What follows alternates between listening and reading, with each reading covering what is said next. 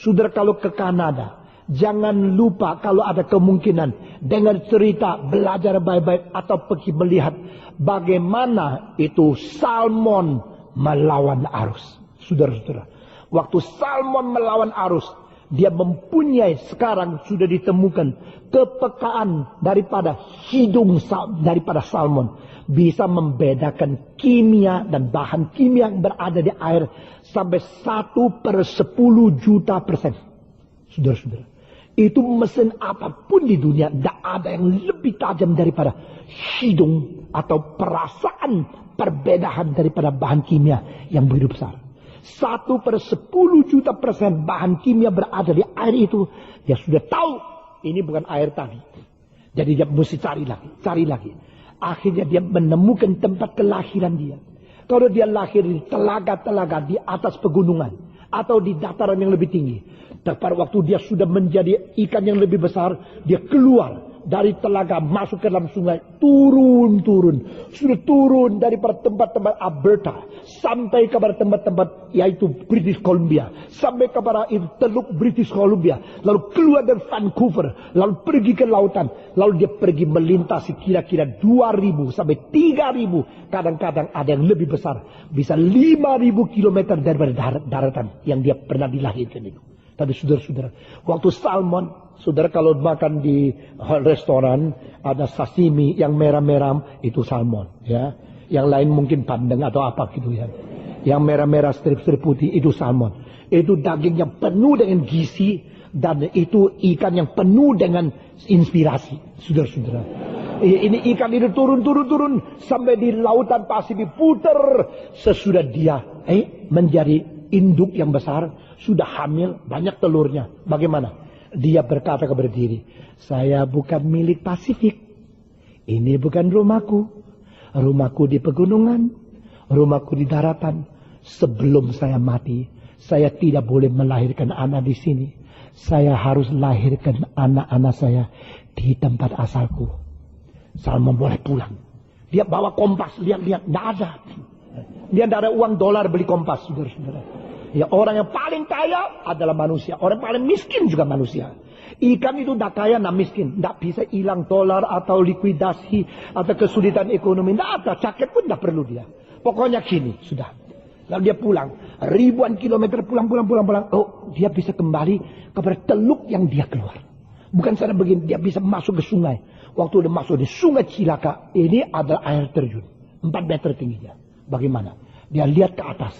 Wah, itu dulu di situ tempat saya, bukan di sini.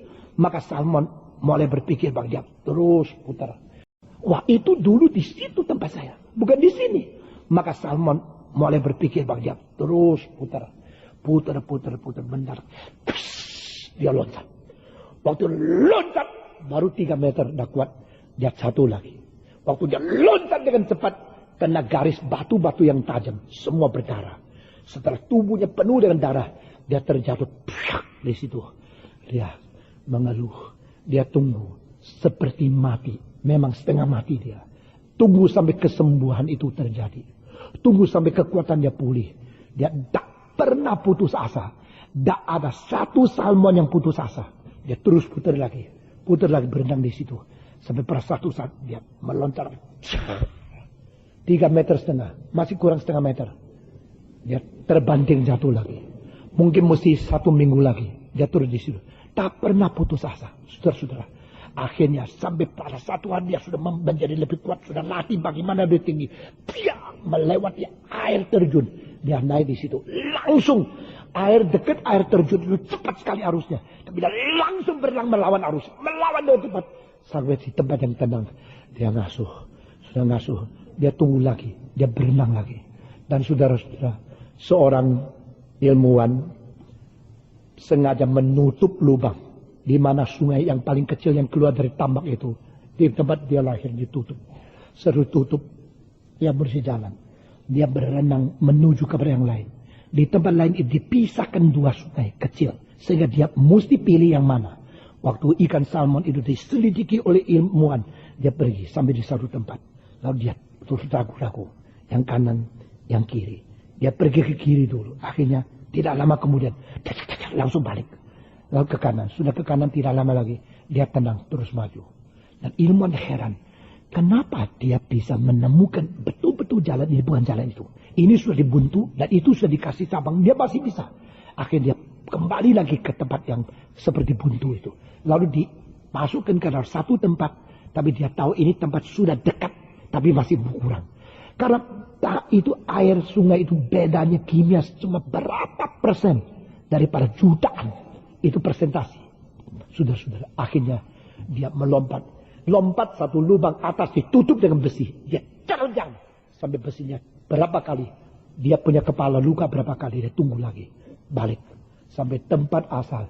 Dia dulu dilahirkan di situ. Dia sekarang kembali situ. Karena capeknya. Karena perjuangan yang sengit. Karena jalan yang jauh beribu-ribu kilometer. Dia kembali di situ. Lalu dia dengan keadaan tenaga terakhir. Mengeluarkan telur. Melahirkan telur. Sudah telur semua dipentaskan. Semua sudah keluar dari tubuhnya. Lalu dia mati di situ. Saudara-saudara. Dan telur-telur itu pelan-pelan menjadi salmon kecil. Kecil. Sudah mulai besar. Mereka semua turun lagi. Keluar ke tempat itu. Turun lagi kemana? Ke Vancouver. Pergi lagi kemana? Ke Lautan Pasifik. Tak ada yang kompromi. Kalau ada salmon yang tidak bisa kembali. Adalah karena dia di tengah-tengah jalan. Ditangkap engkau dan saya makan di restoran. Saudara-saudara. Kalau ada salmon yang tidak bisa kembali. Dia mendapatkan musibah kecelakaan lalu lintas. Sehingga dia tidak bisa pulang. Ini apa artinya? Artinya dia hidup.